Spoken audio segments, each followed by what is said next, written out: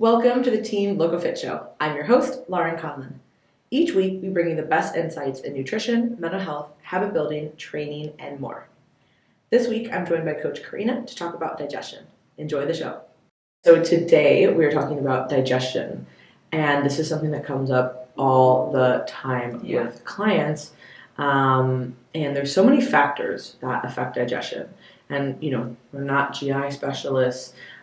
But I think a lot of people make it like worse for themselves just by some of the behaviors that they, don't really recognize, or maybe some of the patterns that they're falling into. So that's why we wanted to talk, do a whole episode on this and really like what can affect your digestion and how to influence it in a positive way. Yeah, because digestion impacts, to an extent, body composition, metabolic health, etc. And so we have a whole section in our check-in sheet asking about digestion, just because if someone's like, I don't know why I'm up 4 pounds, well, you might be super bloated because of XYZ factors, which is what we'll go into today. Yeah, it does affect the scale quite a bit, especially if somebody is irregular. And everybody does have a different level of regularity. There's a big span of like what is normal, and it really does have to do with like what is normal for you. So we want to really see, okay, like was somebody having like a huge change from their baseline, but certainly there were just things that we can do to positively influence. So first and foremost, fluid intake, and this is just something in general that a lot of people are fucking terrible at. Like they will, especially if you've been at like a high level. Like say you've been at like a gallon of water a day and then you drop down to like half a gallon for 3 days. Like you cannot expect to have your normal, regular digestion in that sense. Yeah, I'm definitely like close to a gallon kind of person. Yeah. But especially one thing I've noticed is obviously when you're prepping, you're just, or dieting for show or photo shoot, whatever, you're just more on top of all of those little things. And I can be honest, I've been so terrible with just like all the traveling and busyness and all that stuff, but really not good with my water intake, and it definitely impacts my digestion. And it's super important because so we talk about fiber a lot with digestion, but water, fluid, is what helps actually like soften stool to move it through. That's why water intake is so important, and those variances can result in, like a little harder to poop today, or like I'm a bit more constipated is usually what happens. And those big changes from that baseline are what are going to affect you. So just being aware of your fluid intake, and also just knowing, hey, like if something came up, we're going to talk about travel, but hey, I was traveling and this and this happened. Like you have to expect, okay, because I did this or I didn't do that, I'm going to see these repercussions, and that's totally normal. I think a big part of it is just recognizing that a lot of this is stuff that you can control. It's not like, oh my gosh, my digestion is just trash. It's like, no, like this is a big factor. You can control this. So we already kind of alluded to it, but fiber intake and also fiber sources.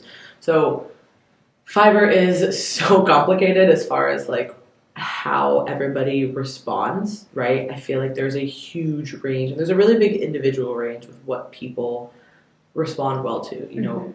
Fiber type impacts that a lot too. There's soluble and there's insoluble fiber. And what happens a lot of times when you have fiber supplements, or not even necessarily fiber supplements, but more so like the foods, like with added fiber, a lot of times there's only one. It's either just soluble or it's just insoluble, which isn't really like the natural way that our bodies are used to eating it and really processing it. So a lot of people have issues with like what I'll call like the fake fibers. And, a lot of times when clients are low in fiber, they just want to like load up on that stuff because it's easy, but it's like, that could actually be causing more harm than good if we have like, 2 fiber 1 bars a day. Like that could create its own host of issues outside of like being low fiber. Like, and it's well documented that like the best for your gut microbiota health is to have a wide variety of fiber sources in your diet from different types of foods as well. The high food variability is really what helps with that microbiome. But like as far as just even a range, like I know, and I'm sure you've worked with clients like this too, like some clients have need just less fiber than others. Like they can only tolerate like a low amount, and other people need a significantly higher amount to be normal for them. So as coaches, we have to start out like, when we're creating someone's program, okay, here's like a baseline level of fiber that we would recommend. And then obviously we can titrate up or down depending on what somebody, how they're feeling. And, I have, a lot of clients, especially if they are dieting, they will be, just lower in carb. And, some clients will be like, hey, it's really hard for me to still hit my higher fiber numbers, but I'm eating whole foods. And I'm like, I don't want you to just go and pick up a bunch of just fake, fiber foods to bolster this up. If we're making sure that we're picking good quality whole foods that are fiber rich in general, then we're going to be good to go. And if that total number is a little bit lower, that's okay. I don't want you just like going and getting like these, tortillas with, 87 grams of fiber, and then you're like actually like in pain from trying to digest that. Tortillas are strangely high in fiber, but speaking not all of them. I know the tortillas are just hella like inconsistent. The low carb fiber tortillas are so high in fiber. But piggybacking on the dieting question or the digestion with clients who are dieting, one thing that I see a lot with those people, obviously for satiety purposes, they tend to lean a bit more towards insoluble fiber. Your cruciferous veggies, your broccoli, cabbage, etc. And sometimes too much of that causes a lot of discomfort. And I've told this story on the podcast before, but I was pretty much I don't remember how much it was, but I know I ate like so many cruciferous veggies in one day. So bad to the point where like I was severely constipated for like 3 days straight. And it got to a point where I started going into like really sharp pains in my gut. And I was like, oh my gosh, like I have a kidney stone. And I hate the hospital and I hate going into the emergency room. And I wake up at 2 a.m. crying in so much pain.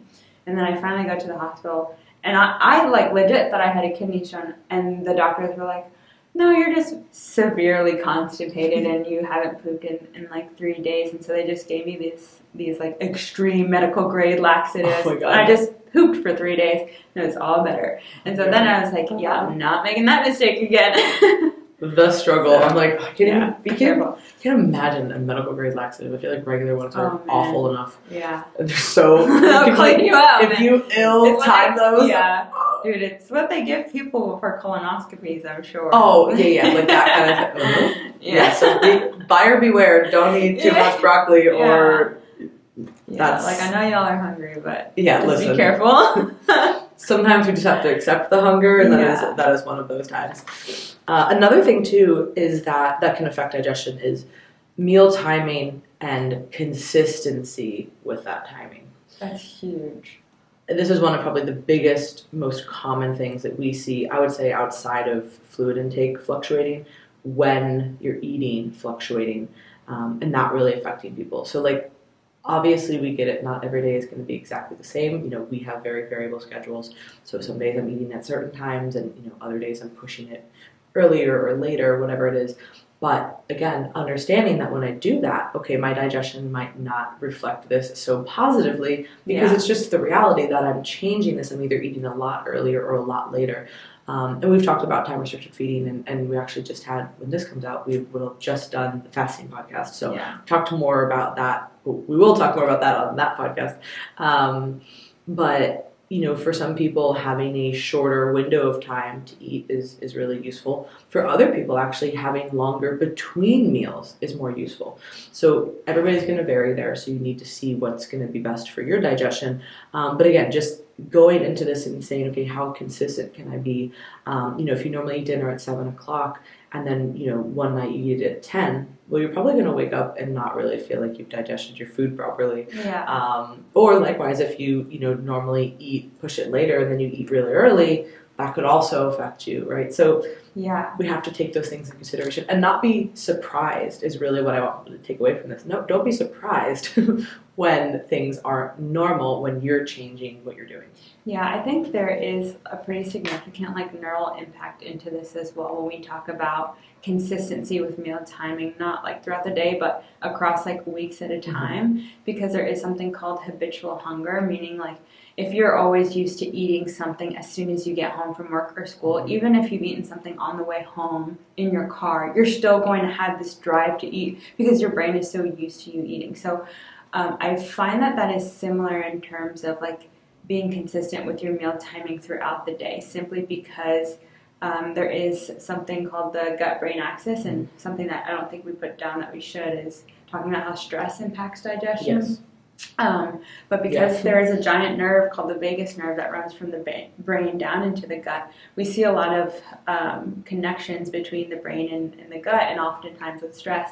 But when we think about like habitual hunger, I think that there is also a communication on when we would normally digest food and when we like fall outside of that normal timing. I feel like there is typically either like super elevated hunger or discomfort with that as well. But there is just a lot to be said about consistency in a lot of fronts. I put down there being sympathetic dominant versus parasympathetic, so that obviously ties in like the stress together, and that, you know, we'll just touch on that. You know, if you're somebody who's really, really sympathetically dominant, right? You have high adrenaline output, you're always stressed out, you know, maybe you're always slamming stimulants, which is another part that we'll touch on. You know, you don't really have a healthy outlet for stress. You know, when you get pent up, you don't really go and physically do anything. So all of those things, if you're really, really sympathetic, you know, that, you know, in the most general sense, everybody knows that is like fight or flight, and then parasympathetic is like rest and digest, right? But that affects our digestion. If you're always in that state of being so elevated and so sympathetic, you can't expect your body to think about processing nutrients accordingly, right? It is thinking about survival, and it's thinking, you know, about how to increase cortisol and like mobilize glucose and all of these things, and it's not thinking about digestion. And that's something where a lot of times people will say, you know, oh, after I eat lunch or whatever, like, you know, my stomach really hurts or this happens, and it's like, all right, well, when did you eat lunch? Well, I was driving and there was a lot of traffic. Okay, so you're probably in a very stressed state. You're probably barely even chewing your food. You're just trying to get it down. And again, are there times when that happens to us? Yes, like last night was a perfect example. Like all the time. Like right now, all the time, unfortunately. Yeah, unfortunately, but you're not like, oh my gosh, I'm so confused as to why my digestion's not. Like, you know, and you're aware of it. But how you're chewing, state of mind that you're in, the situation. You know, so if you're in bumper to bumper traffic and you're barely chewing your food and you're super stressed out and you're eating in your car, like, you might have a little bit of digestive discomfort later. You could be back. I know for me, and like I just think about when I used to run track, like the minute when you're supposed to be lining up, I'm like, I gotta poop, man, because like all the adrenaline is like, you know, I always feel like I don't have to pee. Like when I get nervous, I have to pee. Not right now. And I'd be like, no, I'm gonna pee. They're like, you're not, and I'm like, no, I really think I am. They're like calling my heat, and I'm like, I have to poop so bad. That was always such a struggle, and that kind of goes to caffeine as well. So I would say that there's two parts to this. Obviously, caffeine can have a laxative effect for some people. I find that this is very variable. Like, there are some people who are like, as soon as I have a cup of coffee, like, I have to go to the bathroom. Or as soon as I have any kind of, a lot of people it's coffee. So I don't know if there's something that's particular about like coffee beans. And some people it's just caffeine. Like, they're like, it doesn't matter if it's like a pre-workout, if it's, you know, a high caffeinated tea, if it's a coffee, like, have to go immediately. And then other people, they're like, it doesn't really affect me at all. I know for me, it like, caffeine varies depending on the situation. If I'm having caffeine before like a somewhat high stress situation, like I'm about to give a presentation, or sometimes when I train too, like because I get like excited about training, like I have to go. Adrenaline output. So the combination of the caffeine with the adrenaline. But like today, well, we were up super late because we saw Jordan Peterson last night. Like I've had a Celsius and half a cup of coffee, and I'm like still dead inside. We're so dead inside. If you're watching this, you're like, wow, they look fucking. I know. Please just listen. Is that why you ordered the light? Because you were like, wow, I look so. No, I just ordered the light because that would help how I look. Does it have like a smoothing effect? Because that's what I need right now. Like my eyes. I just know that like a light from the camera angle would be so much better than this harsh light coming down right over highlighting every wrinkle and eye bag from last night. Totally worth it. But so if you so caffeine intake will certainly help some people more than others, like Yeah. the just, motility of getting the movement going. But again, to the point of being so sympathetically driven, if you are slamming stimulants all the time, you might have an issue with your digestion and just your bowel movements in general because of that. So there is going to be a line, as always with everything. There is this balance and figuring out what you need versus others. I also know, so there are some people, I don't do this, but when I used to, because I used to do this, who have like a Monster or something habitually, I feel like my digestion is off because of like all the substitute sweeteners and all that stuff. And that's another thing. Some people respond really poorly. Like I have some clients who are like, if I have this Like sweetener, xylitol or urethritol. Urethritol is like really tough usually. Yeah, I had one client. Hers was sucralose, which is in like fucking everything. Yeah, so it was an issue. But like, there are some people have very particular sweetener issues. So that's going to be something. And again, if you're loading up on whether it's like these fake fibers or these diet foods, or not even just diet foods, diet drinks, you start adding up a few of those, you get a few pieces of gum in there, like we're having a whole shitstorm or lack of, I guess, for some people it's going to be more, some people it's going to be less. I've had clients who like came fresh out of dieting, were not working with me while they were dieting, but you can think of one person, and I've told you, I'm not exaggerating, they chewed 90 pieces of gum a day. And had it was that high. Oh my God. Yeah, and had like 4 diet sodas also, a day. Like, how much money is that? I'm more concerned about the budget. It's like a cigarette. Oh my God, it's like a cigarette habit. And like and you can see in her trekking photos like the distension. Yes. Just from even after a night of fasting, waking up fresh thing in the morning, like she was the like gum so, too from the air. Yeah, like she was super distended, and she was like lean everywhere else. Obviously, because she had been dieting forever, and like the way she survived the chronic dieting was chewing almost 100 pieces of gum a day, like going through 6 packs. And I was like, whoa. Like, where do you... Please eat real food. Like, yeah. Oh my gosh. And that's the thing, like digestion is, obviously we want to have healthy bowel movements. That's a really good indicator of good digestion. But it's not just about that. It is, how do you feel? Do you feel super sluggish when you're eating? Are you getting really distended? And, there's always, as always on social media, there's like these two polar opposite camps, right? It's like normalize bloating, right? And then there's like never be bloated. Normalize bloating. It's okay. Like, you know what I'm saying? Like look at me at the end of the day, like, and then it's like this like pot belly photo, and like clearly how they're like sticking it out or whatever, and you're like, okay, like I understand this message, like not everybody has a flat stomach like 24/7, like we get that if you've eaten food and you have fluid, but there is normalized bloating. I'm so sorry. We're gonna hashtag that is so funny. I don't know either. Oh, I'm so sorry. My Karina. I'm just kidding. But right, there's like that crowd, and then there's also the crowd of like, you should never be bloated because you're eating a trash diet and this and that, and if you like, it's like, okay, hey, like there is a middle ground here, you know what I'm saying? So a little bit of bloating, a little bit of dissension is just normal from like eating and drinking, but this chronic awful bloat, especially like if you've gone to sleep and you wake up, like let's not normalize that kind of bloating. And speaking of sleep can impact your digestion. Perfect segue. Look at us go. Yeah. There is a huge connection between sleep. Well, sleep and stress and digestion are like this triangle. Because hexagon. Stress impacts sleep. Stress impacts sleep and digestion. Sleep can impact digestion. Digestion can impact sleep, and poor digestion can make you more stressed. So then it's like this awful like feedback loop of never-ending misery, discomfort. And then just add in like hunger, just like throw that in the triangle somewhere, because that all those things affect that as well. So sleep is a really big one. So if you are trying to get a handle on your digestion, we want to make sure that we're having proper sleep is not just for digestion. There's so many other reasons to have a quality sleep schedule, but that will affect your digestion. It's the longest period that you go through the day without food, so that is your body's chance to unless you're like sleep eating in the middle of the night. That girl on TikTok, nap. Or whatever. Yeah. Oh my god, bro, she'd be doing crazy shit in the middle of the night. But I'm sure she's eating too. Like, oh yeah. I mean, Yeah. if she's freaking doing backflips in her front yard, she's definitely eating. Yeah. Like, that is like my worst nightmare. Like I just start like you're prepping and you're like dreaming about food so hard, and you just start eating. I don't know why I'm up 4 pounds this morning. I think like I've Put heard some of cameras in your bedroom. Like, are you sleep eating? Lock your like you have to lock your fridge. Right? No, I've heard of people doing that though.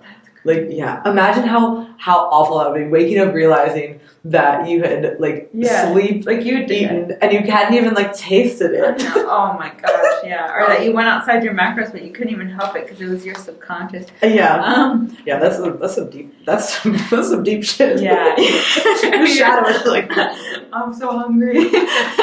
But yeah, so sleep is the longest period of time you go without eating, so it gives your body like a time to thoroughly digest whatever you haven't throughout the day. So it's super important for digestive health. Additionally, like when you don't sleep as much, I have clients who complain about, or they don't complain, but they're like, I was 3 pounds heavier because I weighed in 4 hours earlier because I didn't sleep. And so that's also going to pretty much have an impact on digestion because you aren't as thoroughly digested. You typically wake up lighter after like an additional few hours of sleep. So also there's less time that you've eaten or drank anything, right? Yeah. So it's gonna make sense, and especially when people wake up for like early flights, and that goes another segue into traveling. We're doing so good. I never fucking know this guy like ever, so let's be really. We should play the lottery today. We should just leave here. We're like, bye, we're done. We're going to play the lotto. What if we won? That would be so fun. Oh my god. We should go do it. Okay, anyways, traveling. So, getting up early to travel, usually, not always, but I love 6 a.m. flights. Bro, I seem to be fucking notorious for these early flights lately. Like, why am I getting up at 3:30? And normally it's totally fine. Like when I'm going, like I'm always excited to go somewhere. So I'm like, okay, early flight. Yeah. Like you don't like waste the day, right? Yeah. But then I've been picking the like early leaving flights as well, departing flights, which has been horrible track record the past few weeks. So I gotta change my style. Yeah, I would hate that. I would rather fly super late and just have the next morning to just like sleep in and be dead from travel. Unless you're going from like the city to somewhere else, which is what actually happened the past 2 weeks for me. But it was still rough because of just other poor choices that I've made that affected not only my digestion but your mental health. No, that was super fun. But low sleep. So traveling can certainly influence your digestion, whether you are waking up really early, whether you're not being hydrated. I think one of the biggest things, like promo. I'm putting the hand. Am I doing the hand right? No, like when you do the influence. So it does it so it focuses. You don't have to get this cup, but it's a pretty cool cup. Yeah. But just bringing something like a thermos or whatever. I love my Hydro Flask, even though it makes so much noise if you hit it on it. Yeah, just hell it. But I always joke about this, but if you bring something like that, it can also be like a weapon if you need it when you're traveling. So I mean, hey, this shit I think about. So I love that it has like the straw cap. Yes. I drink so much easier with the straw. I know, I actually need to get one of those because of I can't bring obviously this kind of a straw. But anyways, highly recommend Amazon. Bringing any type of thermos, jug, refillable something.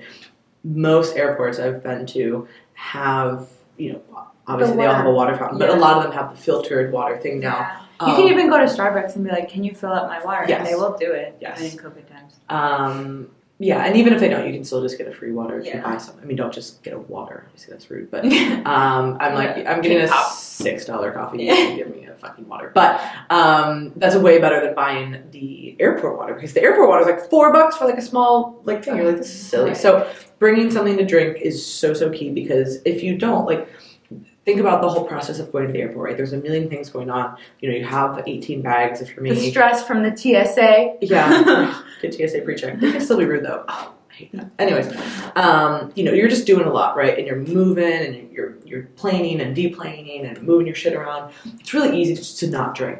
And then you also get dehydrated from flying. And then when you land somewhere, you're normally not just there, right? You got to get in a car or an Uber or whatever. And then you get into the hotel or a place and you're not like, oh, let me just go get some water. Unless you're But so there's just a lot of times to be dehydrated when you're traveling. And then when you are in a situation where you are whether it is a hotel or an Airbnb or whatever, there's just, especially if you're in a hotel, there's just not as much access to water for you to be thinking about it. So it's just really, really easy for a few days to go by when you're traveling to be dehydrated. Your sleep schedule's off. You may have changed time zones. You're probably eating different food. So a lot of clients, and just the stress, people handle traveling different than others.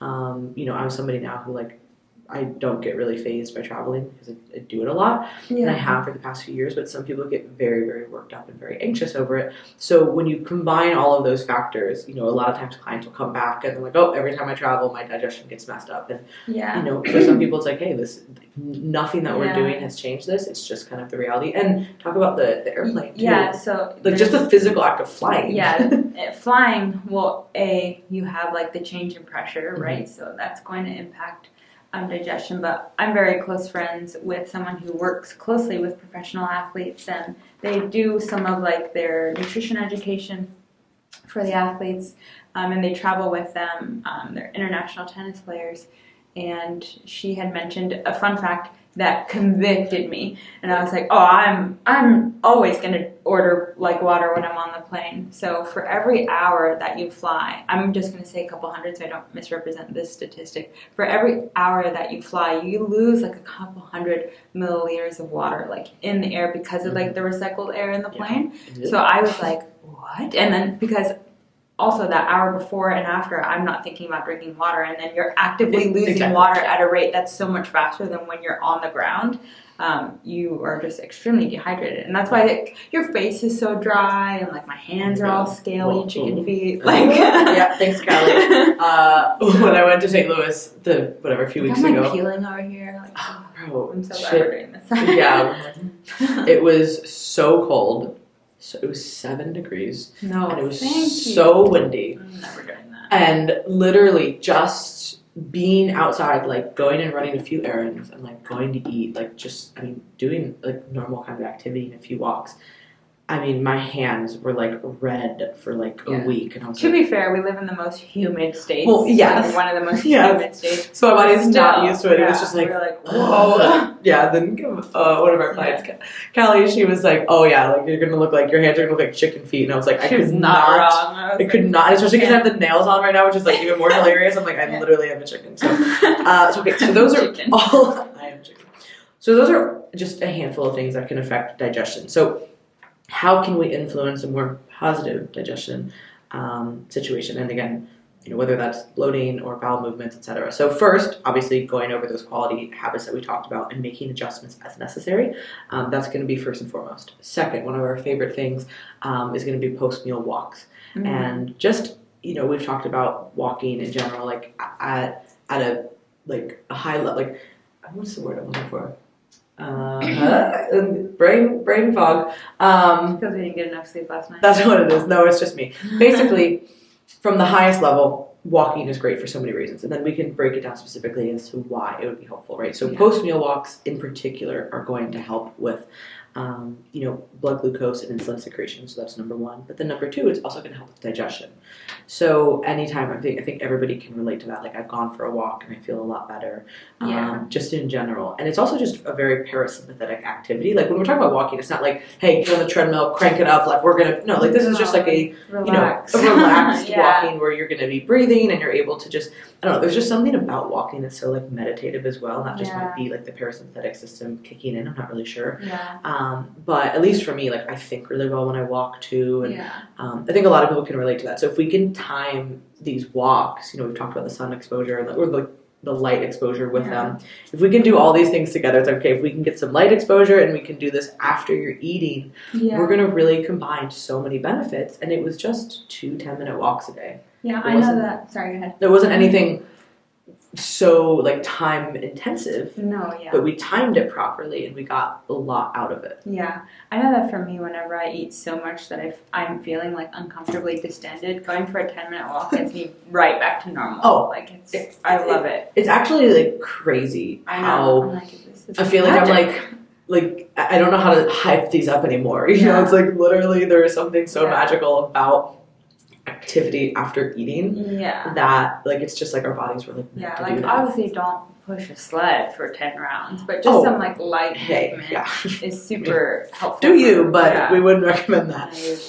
And very just like, because walking is very parasympathetic, and again, this, you can do it on a treadmill. I'm not saying not everybody has access to be able to go outside, so that's all that you have. But you don't need. You don't live up north, y'all. Yeah. All my clients are like, I can't walk. It's 7 degrees, and I'm like, I wouldn't walk either. She moved to Florida. Yeah. Oh my god, so brutal. Like, but hey, if you live up there, you're probably used to it. You know what I mean? Like, most people. You probably have all the only thing, fat. Honestly, yeah, I'm like, okay, I'm like, I don't. I'm like shivering in like 20, 35 degrees. I can't. Yeah. I'm like, well, you can put on a coat, but the only thing that I get, like if it's cold, okay. But if it's icy, that's obviously like a hazard. So like, don't be walking if it's icy and then you fall down and get hurt.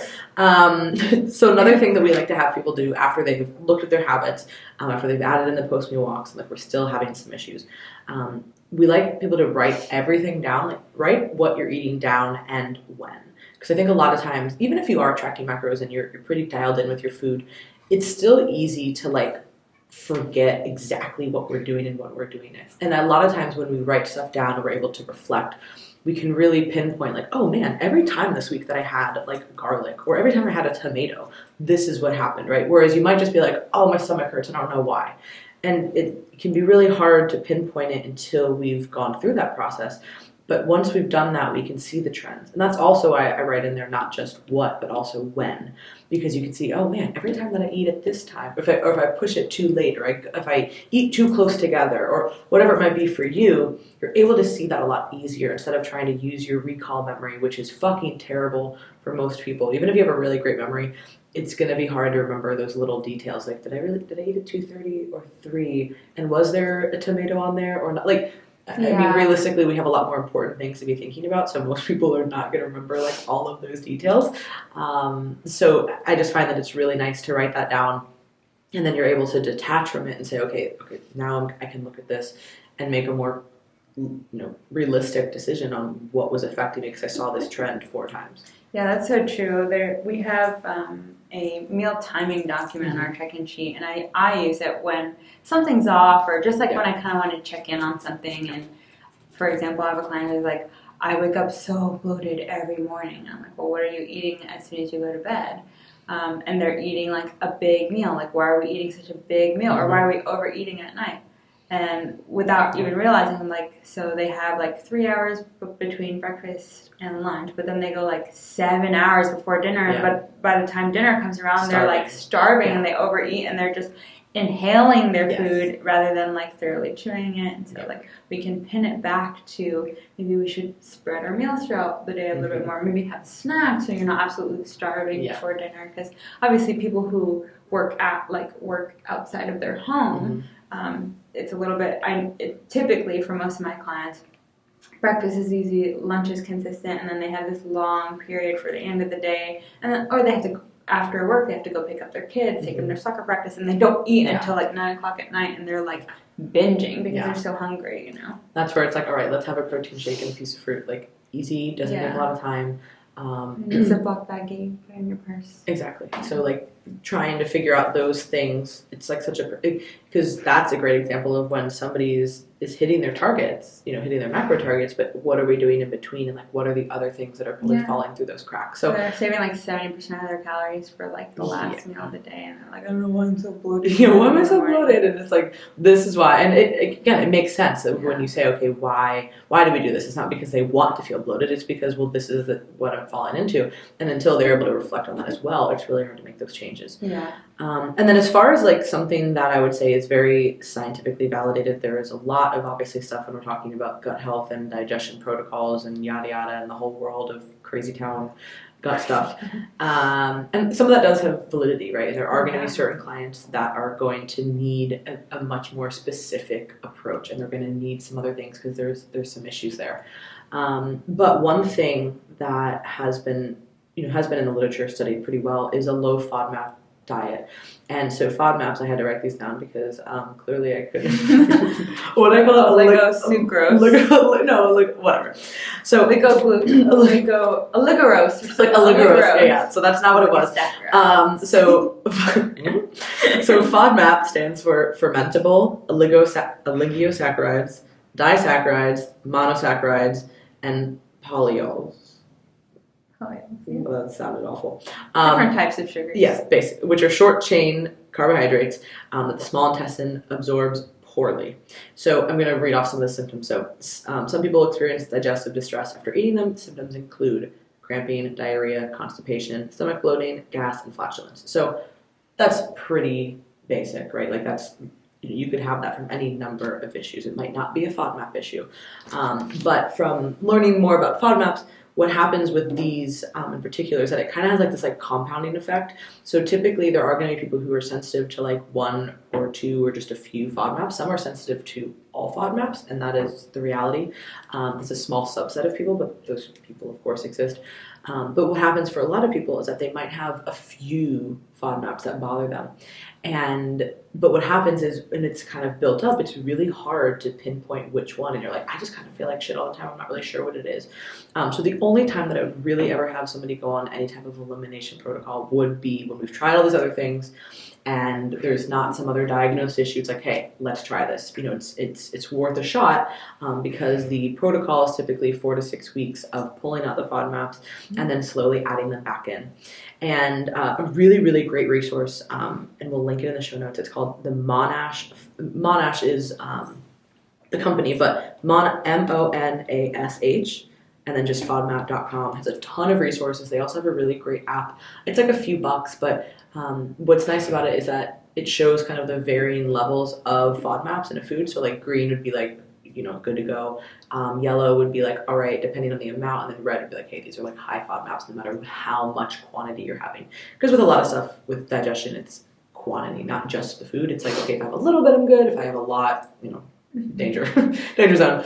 So that's the one thing about FODMAPs, like a FODMAP protocol or an elimination protocol, is you take all this out and then you basically slowly add things back in. And when you add stuff back in, now you're able to see, oh, man, when I do have a tomato, it's really bad. Or when I have an apple, but it would have been harder to pinpoint that before. So that is one of those situations where I would recommend, if we've tried all these other things, this might be a good idea. Yeah, I've done it with a few clients. I have one client who was especially successful, and I was so happy because she was having, we were trying to pinpoint everything under the sun. She had gone to a gastroenterologist, and they just told her she had IBS.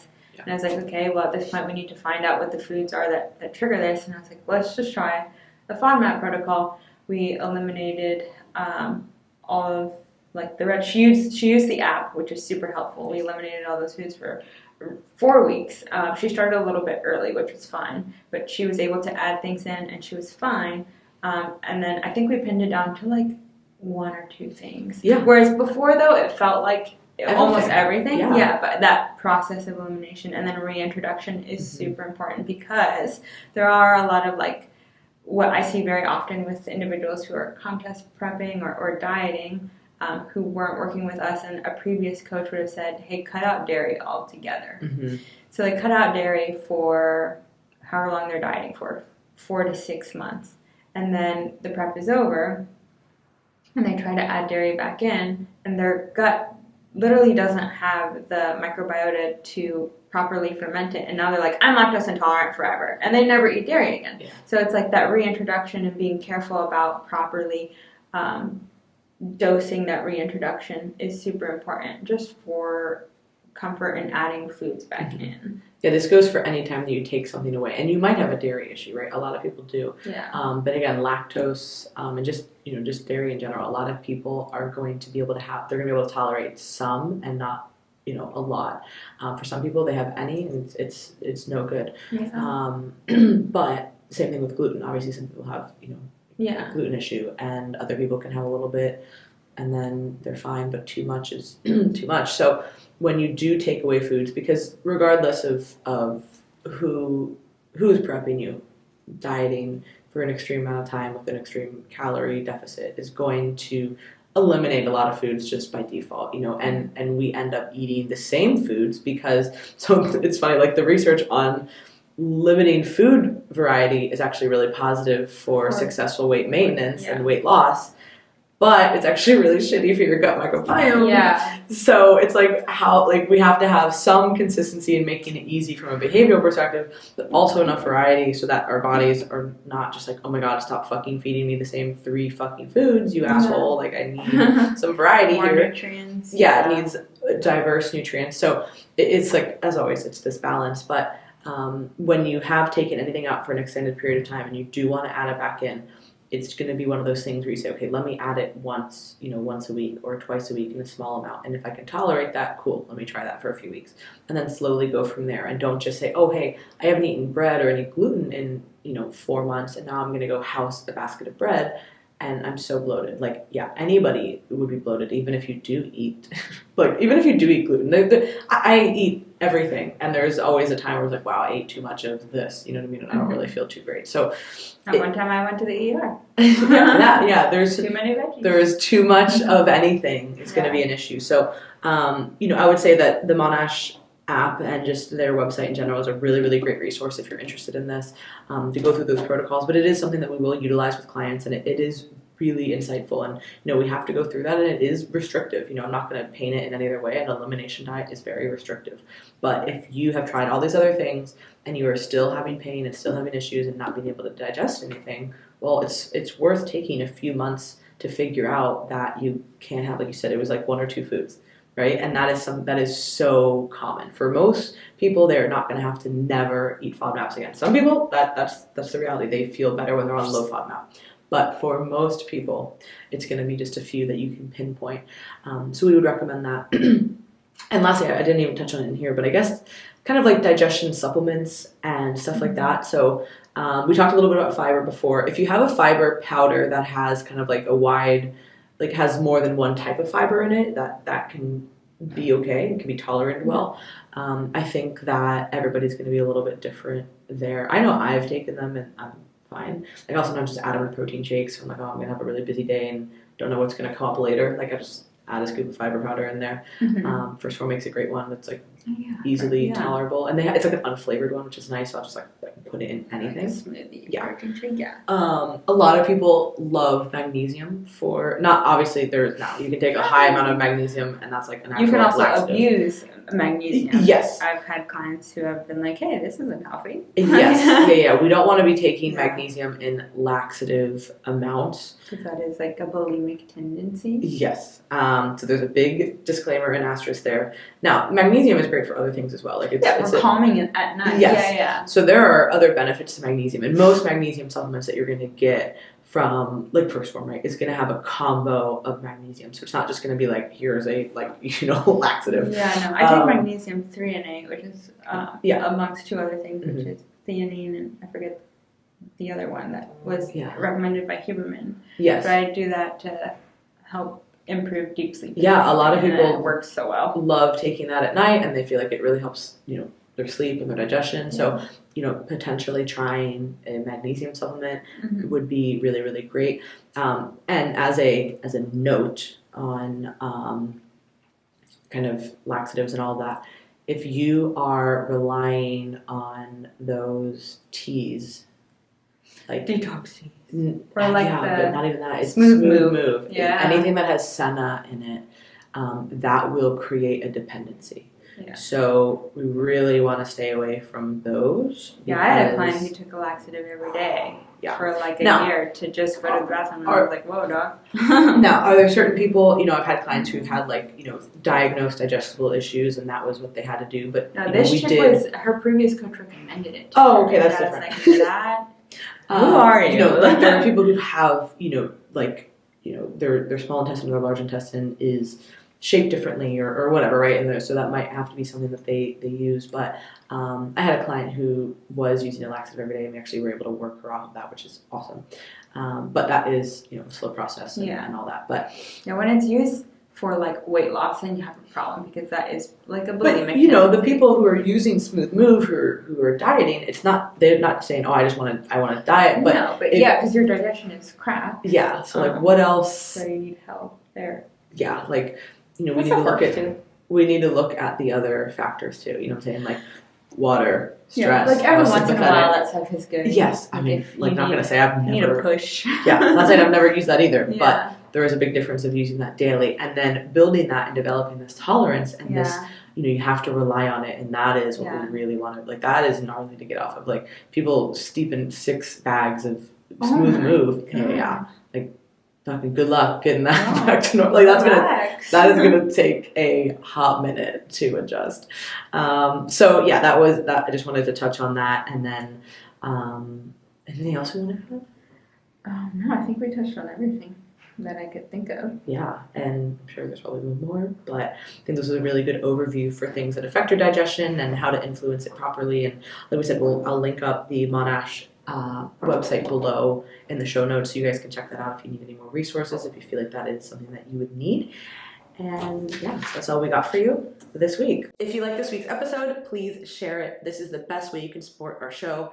To check out our coaching services, courses we offer, and additional content we put out, visit teamlocofit.com and follow us on Instagram @teamlocofit.